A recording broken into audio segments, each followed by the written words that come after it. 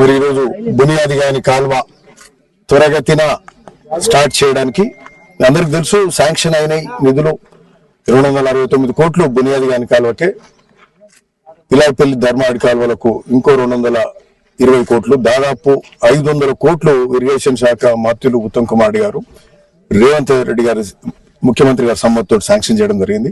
సరే, శాంక్షన్ అయినాక మొదటి సంవత్సరం ఎలక్షన్ శాంక్షన్ అయిపోగానే మరి టెండర్లు పిలిచే కార్యక్రమం ఇవన్నీ కూడా ఉండే. టెండర్లు అయిపోయి 2-3 నెలలు అయింది. ఇప్పుడు పని స్టార్ట్ చేయాలి. 2వ సంవత్సరంలో ఇప్పుడు స్టార్ట్ చేయకపోతే 3వ సంవత్సరానికి పోతుంది, మళ్ళీ 2 పంటలు మొదలైతే.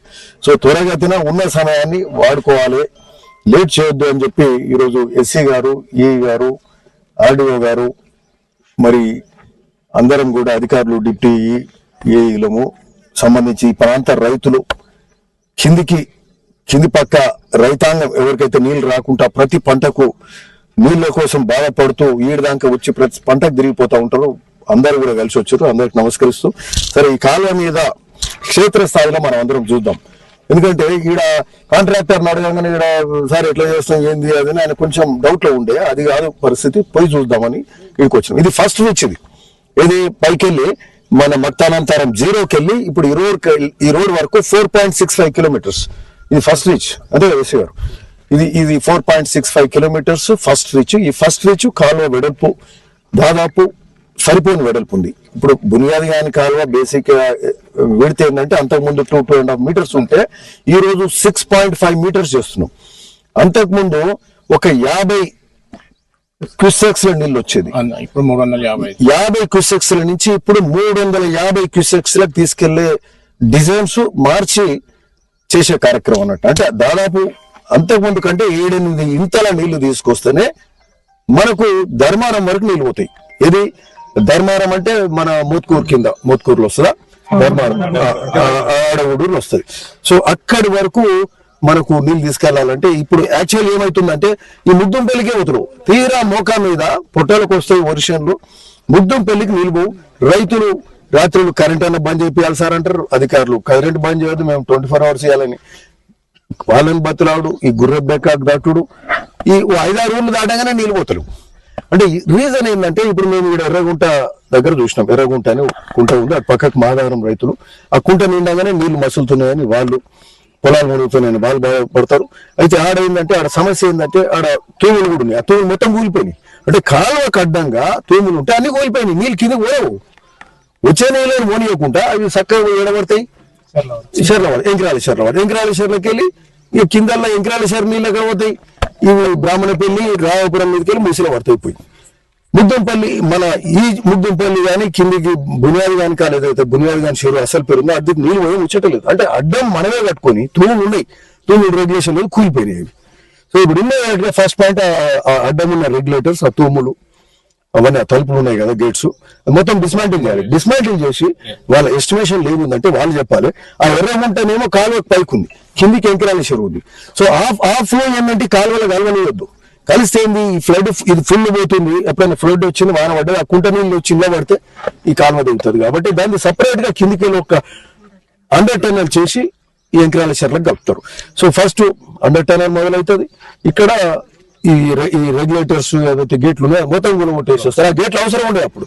సో ఆ విధంగా కిందికి నీళ్ళు వెళ్ళే పరిస్థితి. అయితే ఫస్ట్ రీచ్ లో ఏంటంటే ఆల్రెడీ కాలువ వెడల్పు ఎక్కువ ఉంది, దాదాపు 6 మీటర్ల వరకు ఉంది. సో ఇక్కడ ఏమున్నా ఇట్లాంటి స్ట్రక్చర్స్ కానీ, ఇప్పుడు ఇక్కడ ఇంకో పాయింట్ దగ్గర కూడా చూసినాం. ఇప్పుడు ఇక్కడనే రోడ్ దగ్గర చూసినాం, ఆడ కల్వర్ట్ కట్టే అవసరం ఉంది. సో ఆ కల్వర్ట్లు కట్టాలి, లేకపోతే ఊరి వాళ్ళకి ఇబ్బంది అవుతుంది. సో ఇట్లాంటి సమస్యలు ఉన్నాయి. ఇక్కడ ఈ అప్పర్ రీచ్ ఫస్ట్ రీచ్ లో ఇమీడియట్ గా స్టార్ట్ చేయొచ్చు. ఆ గేట్లు తీసేస్తే ఫస్ట్ ప్రాబ్లం, ఫస్ట్ అబ్స్టాకిల్ మనకి ఏదైతుందో నీళ్లు రాకుండా చేసేది ఇది ఇమీడియట్ డిస్మాంటిల్ చేయాలి. ఈ 2 నెలల్లో అయిపోవాలి. మనకు నెక్స్ట్ సీజన్ మనకు జూన్ ఎండ్కని నీళ్లు వదులుతాం. 15 రోజులు లేట్ వదిలినా మొదటి పంటకు నీళ్ళు వస్తాయి. మొత్తమే క్రాప్ హాలిడే ఇచ్చే బదులు క్రాప్ హాలిడే ఇవ్వకుండానే ఈ 2 months చేద్దాము. వీలైతే ఫస్ట్ క్రాప్ వేసుకొని 2వ క్రాప్ ఇది రబీ సీజన్ వేసంగి నుంచి కొడితే వేసంగి, మళ్ళీ తర్వాత ఎండాకాలం వరుసగా 7 నెలల టైం దొరుకుతుంది. కాలువ దంచి కొట్టుకుంటూ పోవచ్చు. ఎందుకంటే ఇరిగేషన్ మంత్రి గారు కూడా దీని మీద మొత్తం దృష్టి పెట్టి చేసుకోండి మీరు అని వారు కూడా డైరెక్షన్ ఇస్తారు. లేకపోతే ఎక్కడిదక్కడ ఉంటుంది కదలది.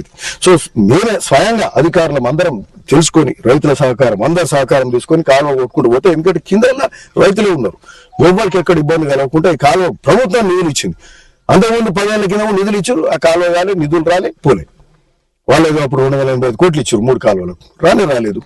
సో ఇప్పుడన్నా మనం అన్నాం మాట్లాడినాం, అప్పుడు చేయలేదని. ఇప్పుడు మనం తెచ్చుకున్నాం నిధులు, శాంక్షన్ చేపించుకోవాలి, పనులు చేపించుకోవాలి, కాంట్రాక్ట్లు పైసలు ఇవ్వాలి, అప్పుడే ఈ పనులు అవుతాయి. సో ఇది ఫస్ట్ స్ట్రెచ్ లో ఫస్ట్ రీచ్ మనం విజిట్ చేసినాం. సో ఇప్పుడు మొత్తము దాదాపు 9 రీచ్లు ఉన్నాయి బునియాది గాని కాలం మీద. ఈ 9 రీచ్లలో ఈ మనకు ఫస్ట్ వచ్చేది బునియాది గాని చెరువు. బునియాది గాని చెరువు 45 కిలోమీటర్లలో ఉంది. ఇది 0 కెళ్ళి మొదలు పెడితే 45 కిలోమీటర్ల వరకు దాదాపు మనకు 0 to 4.65 నుంచి 26 కిలోమీటర్స్ సెకండ్ రీచ్, 4.65 నుంచి 26 కిలోమీటర్స్ సెకండ్ రీచ్, 26 నుంచి 32 ఒక రీచ్ థర్డ్ రీచ్, అంటే దాదాపు ముగ్గుంపల్లి వరకు ఉంటుంది. 32 నుంచి 45th కిలోమీటర్ అంటే బునియాది గాని చెరువు. సో ఈ 4 రీచ్లను మనం ముందు ఫస్ట్ దేశాలు తీసుకుంటే కిందకి పోతాయి. కింద పోయి చేస్తే నీళ్ళు పోయేది లేదు, పైకి వెళ్ళి సాఫ్ చేసుకుంటూ పోతే కిందకి నీళ్ళు పోతాయి. సో దీని మీద పూర్తి దృష్టి పెడుతూ అట్లీస్ట్ ఈ 2 నెలల్లో ఫస్ట్ రీచ్ లకి వెళ్ళాలని కొట్టుకుంటూ పోయి ఫస్ట్ 2 రీచెస్ ఏడేడు స్ట్రక్చర్స్ అవసరం, ఏడేడు నీళ్లు బ్లాక్ చేస్తుంది, ఇట్లాంటివి చేసుకుంటూ పోతే బాగుంటుందని చెప్పి సో అధికారులం అందరం కూడా రావడం. సో ఇది ఇంకా ఇప్పుడే స్టార్ట్ చేసినాం. ఫస్ట్ రీచ్ చూసినాం, సెకండ్ రీచ్ చేస్తే వర్క్ ఇమ్మీడియట్ గా స్టార్ట్ చేయాలి. కాంట్రాక్టర్ రెడీ ఉన్నాడు. ఎస్ఐ గారు చెప్పండి.